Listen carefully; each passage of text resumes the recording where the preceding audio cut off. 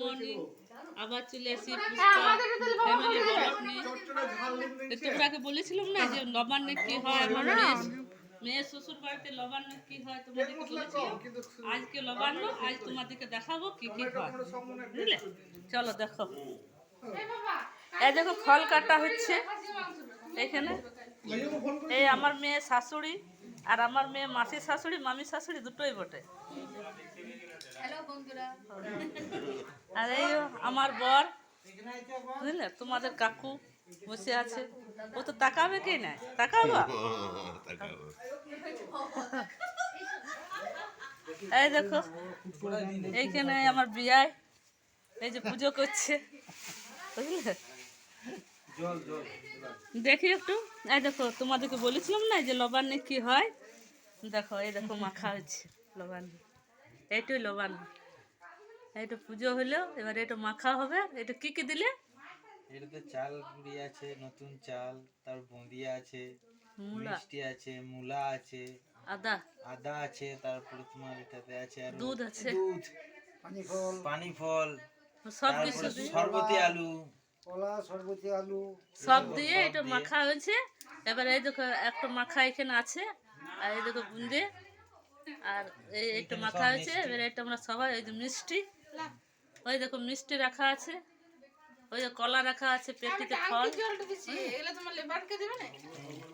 এবার এটা আমরা খাবো, এই প্রসাদটা আমরা খাবো সবাই। এই দেখো আমার মেয়ে মাথা খারাপ হয়ে আছে, রান্না করেছে সকাল থেকে। ঠিক আছে, সাজুগুজু করবি। চলো এবার রান্না কি কি হলো দেখাচ্ছি। এই দেখো এই মাছ, মাছ রান্না হলো। এটা হবে ঝাল দিয়া, একটু টক দিল না মাছগুলো।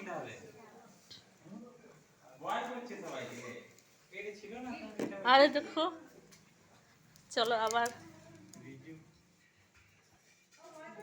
এই দেখো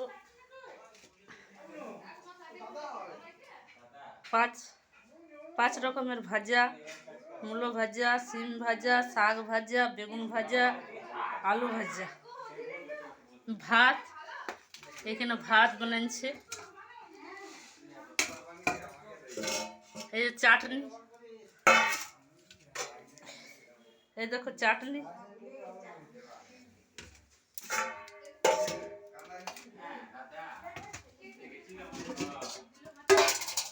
ফুলকপির তরকারি,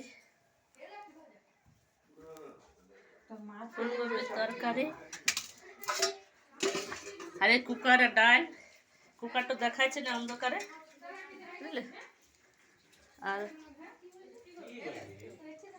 এখানে আবার হয়েছে পালক শাকের তরকারি।